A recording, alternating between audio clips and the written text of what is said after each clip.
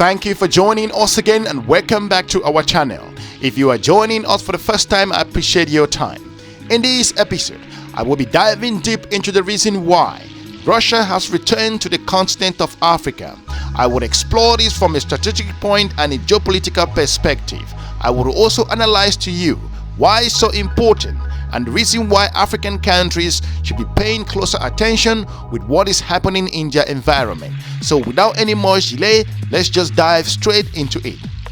Russia is making a big push for a closer relations with the continent of Africa. It aims to gain access to energy resources and in return offers military support and arms sales. Its goals are not only economic, it wants to show the world that it is still a global power as well as challenge the United States of America, Europe and China as make their own case and inroads into the continent of Africa. I will look into the reason why Russia has showed renewed interest in the continent of African relationship ties. I will access the aspect with regards to resources and rapid military support in the region and sales. Africa was a prominent theater for Soviet initiatives during the Cold War. With the collapse of the Soviet Union, it appeared that Russia's interest in Africa all but died. For years, the new state lacked the capacity to sustain any kind of substantial engagement with African states, though occasionally Russian President Vladimir Putin or one of his foreign ministers will make a tour of the continent to reset Russian interest. These days are over.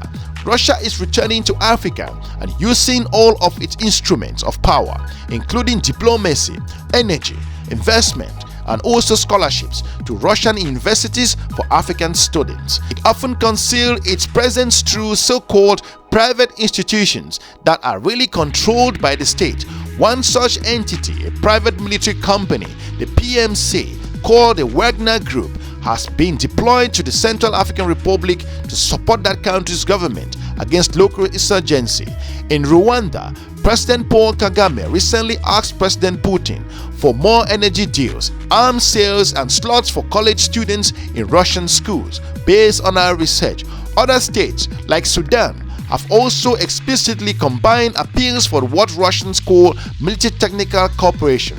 That is, arms sales and support for Russian air and also naval bases in their country. South Africa has very close relations with Russia through common membership in the BRICS countries.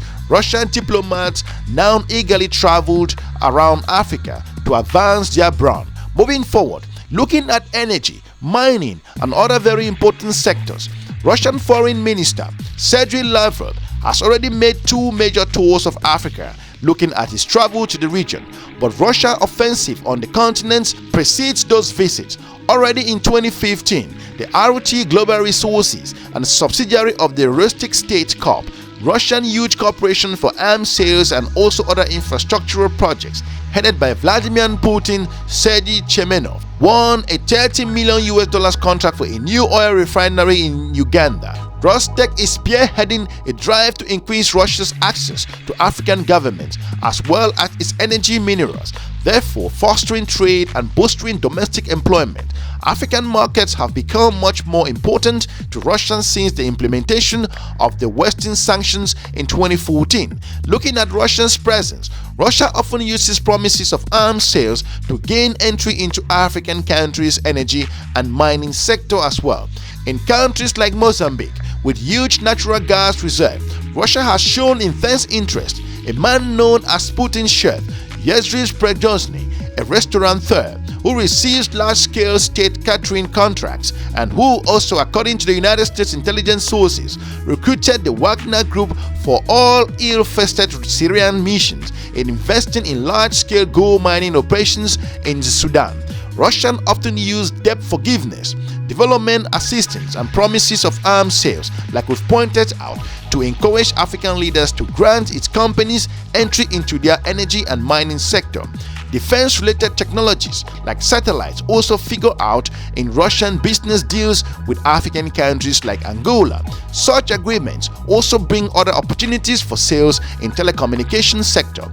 Russian diplomats have stated that the country also wants to stimulate bilateral trade and investment in the transport sector and agricultural sector, as well as in nuclear energy. If you look at Russia's strategic move in the region, considering military ties, Russian military intelligence, the GRU, is clearly increasing its presence in Africa. In 2014, Russia and South Africa jointly launched a satellite that provides surveillance for the entire continent. South African and Russian military intelligence were reported to be the key role players in the project. In Egypt and Libya, the Russian military presence is so substantial that Moscow is seeking air and naval bases like those it had some 40 to 50 years ago. In Libya, Russia provides the rebel Libyan government in Tobruk under the General Khalifa Haifa with military advice and diplomatic support at the United Nations.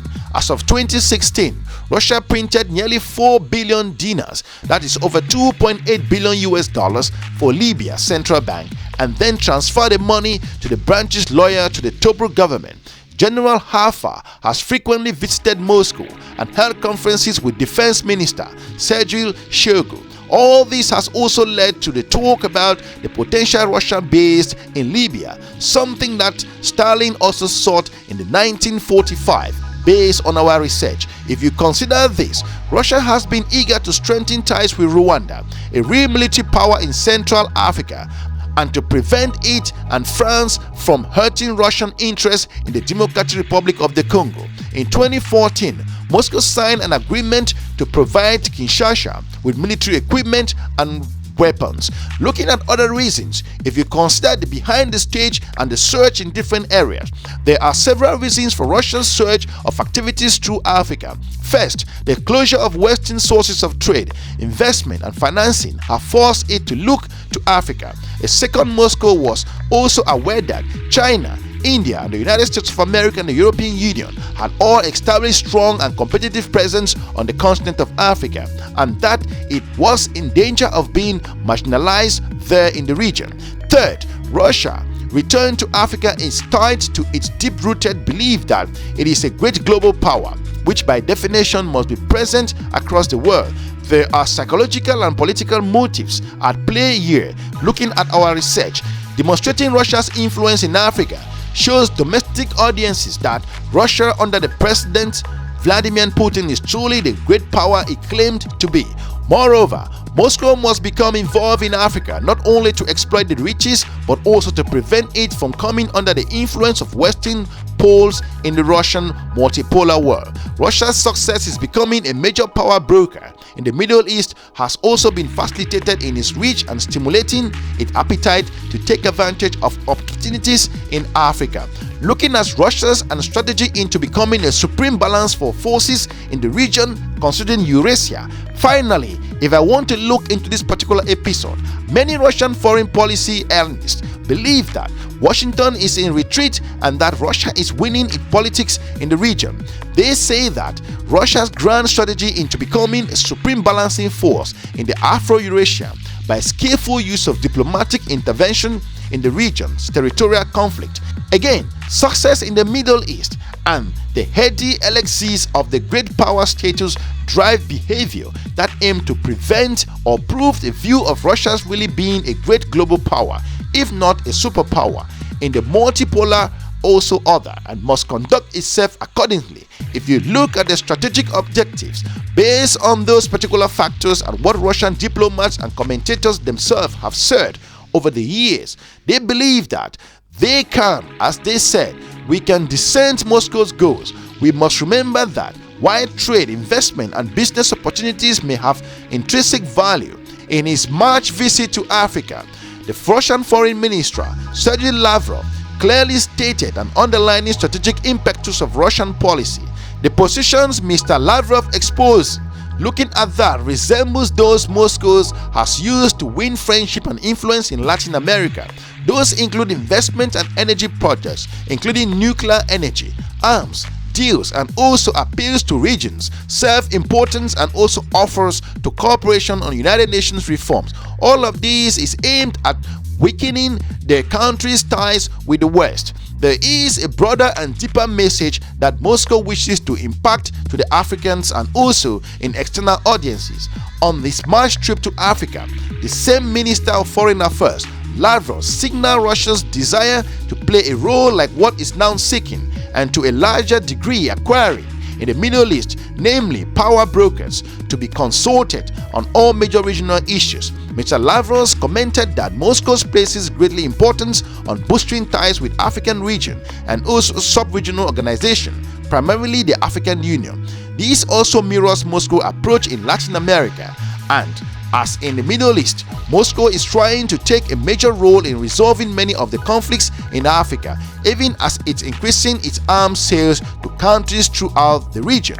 Looking at this, Russia's interests go beyond merely mediating or helping resolve conflicts. It also uses economic leverages to influence political outcomes. Moscow wants to show that it is a truly global power based on a wide world view.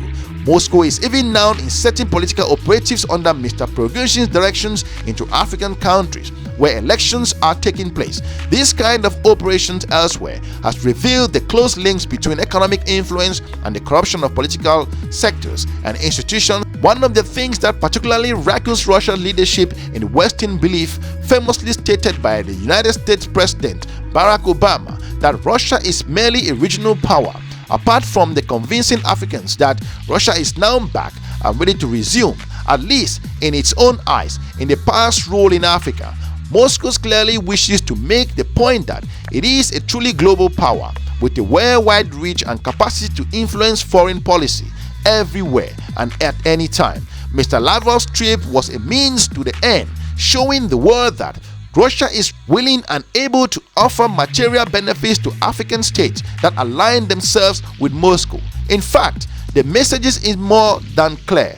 Moscow is back and a great global power. 2. Russia is giving notice that it intends to challenge Western positions in Africa to the best of its own ability. The promises of investment, energy projects, arms sales, nuclear reactors, and support for reforms at the United Nations come along the request to be recognized formally in regional security organizations, even though Russia is not an African power. In other words, it is part of an overall global policy to challenge the West regardless of whether Moscow claws back any lost grounds in Africa. That challenge will continue as we all see before our own eyes.